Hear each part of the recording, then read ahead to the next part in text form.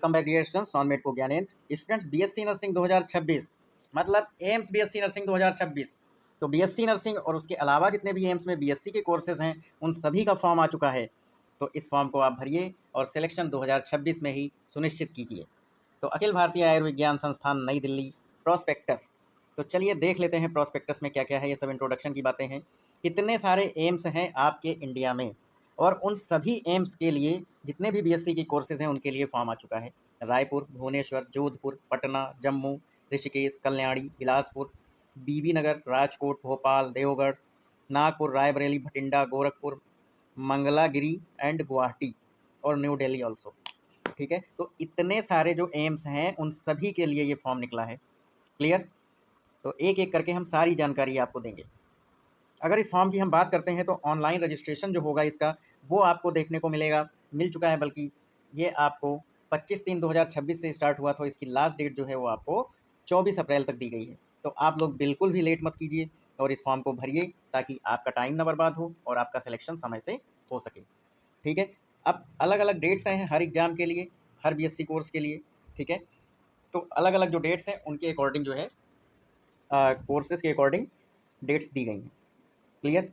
तो करेक्शन वगैरह ये सब छोड़ देते हैं, हम एग्जाम्स पे बात करते हैं। तो टेंटेटिव डेट्स आपको दे दी गई हैं। ठीक है, तो टेंटेटिव डेट्स दे दी गई हैं और एग्जाम की डेट्स दे दी गई हैं। तो पहला जो एग्जाम की डेट है बीएससी नर्सिंग ऑनर्स 27 जून को रखा गया है, शनिवार को।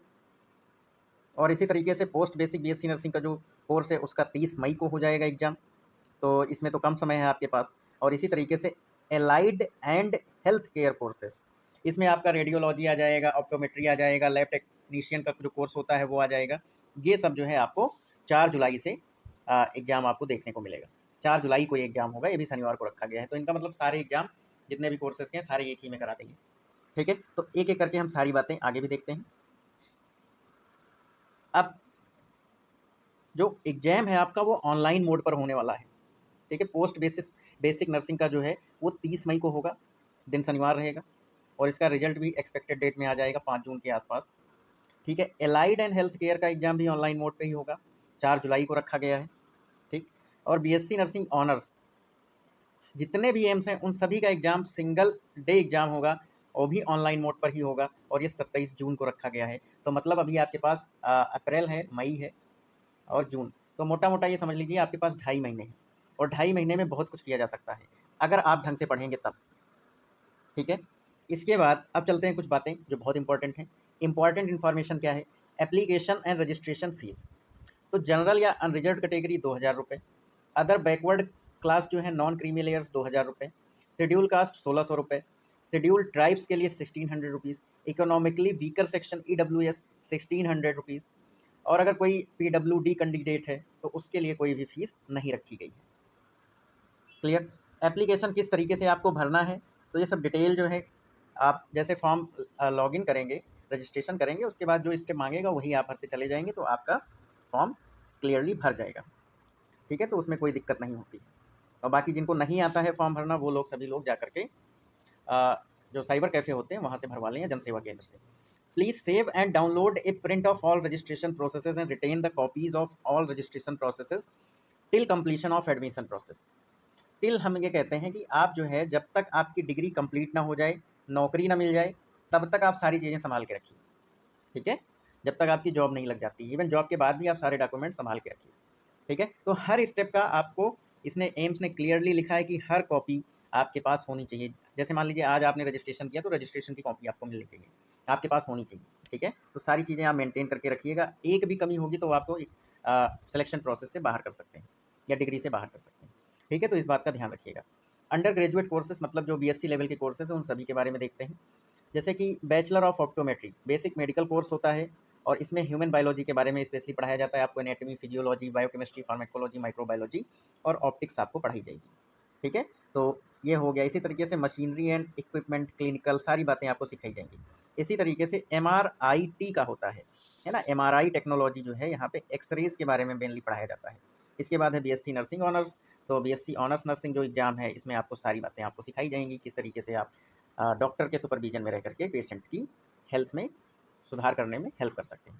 इसी तरीके से पोस्ट बेसिक नर्सिंग का कोर्स है ना। ये सब जब आप सेलेक्ट हो जाएंगे सब आपको समझ में आ जाएगा। डेंटल का कोर्स है, रूम असिस्टेंट, डेंटल हाइजीन का है ना, ओटी टेक्नोलॉजी का है, ओटी टेक्नीशियन का, बीएससी ओटी टेक्नीशियन। तो सभी का स्कोप भी बढ़िया है, आप लोग डिटेल में पढ़ लीजिएगा, हम आपको पीडीएफ भेज देंगे, आप लोग हमसे कॉन्टैक्ट करिएगा, आप पीडीएफ ले लीजिएगा हमसे। अब हर कोर्स की अलग अलग सीट्स अलग अलग कॉलेजेस में आपको मिलेंगी, ठीक है। एमआरआई की दिल्ली में अनरिजर्व्ड की 4 सीटें हैं, ओबीसी की 3 सीटें हैं, एससी की 1 है, एसटी की 1 है, ईडब्ल्यूएस की 2 हैं, और टोटल 11 हैं। BSc in dental operating room assistant इसी तरीके से हैं, 2 सीटें हैं दिल्ली में, ठीक है। तो हम बीएससी नर्सिंग पे मेनली फोकस कर रहे हैं, और भी तमाम सारे कोर्सेज हैं, तो सभी को आपको इंटरेस्ट होगा तो डिटेल में आप पढ़ लीजिएगा, या आप लोग कमेंट करिएगा तो हम सारी डिटेल आपको एक अलग से वीडियो समय होगा तो हम बनाकर दिखा दें, ठीक है। तो बीएससी नर्सिंग ऑनर्स पे हम लोग चलते हैं, और अगर कोई यहाँ पे मिल जाता है, ये सब नए कोर्सेज जो है ना, एडवांस्ड कोर्सेज हैं, तो उनको हमें लगता है स्पेशली दिया गया है, ठीक है। और बाकी तो बीएससी नर्सिंग के जो कॉलेज हैं वो हर एम्स में हैं, है ना, तो वहाँ पे आपको मिलेगा ही मिलेगा एडमिशन। हर एम्स में कहीं ना कहीं जो है, जितने भी आपके एम्स हैं उन सभी में आपको जो है एडमिशन मिल सकता है। अब देखते हैं ये सीट्स, देखो BSc nursing honours courses for female candidate only है। तो इम्पॉर्टेंट बात यह है कि लड़कियों की बल्ले बल्ले है इसमें, ठीक। तो अगर आप इसमें सेलेक्ट होते हैं तो आपकी ज़िंदगी बदल गई, ठीक। कैसे बदलेगी अभी आपको हम बताएंगे, ठीक है। दिल्ली में 96 सीट्स हैं, 37 अनरिजर्व्ड हैं, 2 पीडब्ल्यूडी की हैं, और पीडब्ल्यूडी नहीं पीडब्ल्यूबीडी, ठीक है। और ईडब्ल्यूएस की हैं 9 सीटें, ईडब्ल्यूएस पीडब्ल्यूडी बीडी की एक भी सीट नहीं है। ओबीसी की 25 सीटें हैं, और ओबीसी पीडब्ल्यूबीडी की भी एक सीट है, और एससी की 13, और उसी तरीके से एक सीट पीडब्ल्यू की भी है, और एसटी की एक सीट है, ठीक है। इसी तरीके से भटिंडा में 60 सीटें हम टोटल का बताए दे रहे हैं, आप लोग पढ़ लीजिएगा बाद में। भोपाल में 90 सीटें हैं, भुवनेश्वर में 75 75 सीट्स हैं, और बीबी नगर में 60, बिलासपुर में 40, देवगढ़ में 60, और गोरखपुर में 60, गुवाहाटी में 75, जम्मू में 60, जोधपुर में 100, और कल्याणी में 60, और मंगलागिरी में 100, नागपुर में 70, पटना में 75, रायबरेली में 50, रायपुर में 75, ऋषिकेश में भी 100 सीट्स हैं, और राजकोट में 60 सीट्स हैं। तो टोटल जो सीट्स हैं यहाँ पे 1366 हैं।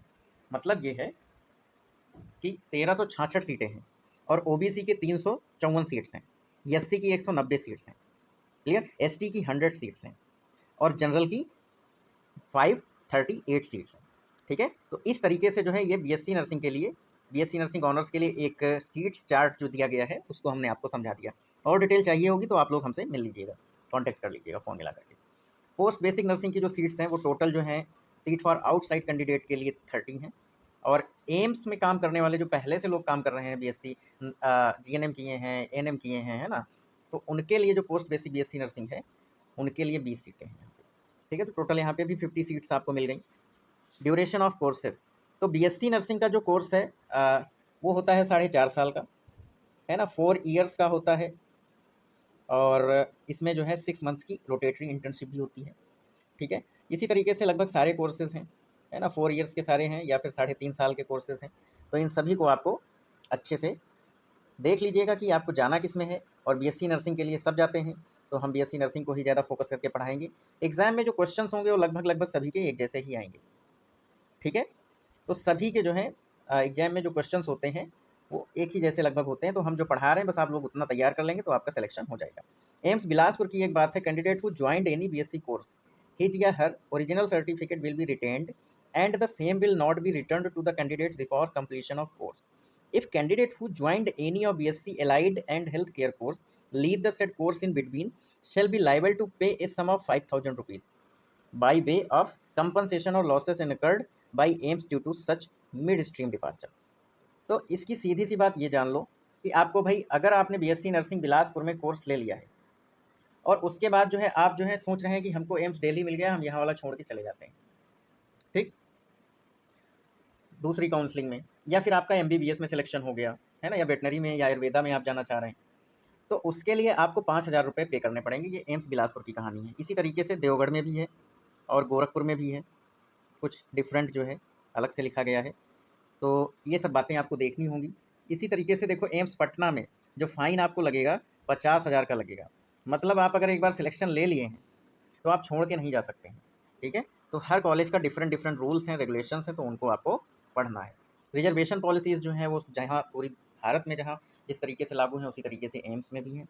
अदर बैकवर्ड के लिए मतलब ओबीसी के लिए 27%, शेड्यूल कास्ट के लिए 15% और शेड्यूल ट्राइब के लिए 7.5% और ईडब्ल्यूएस को 10% दिया गया है।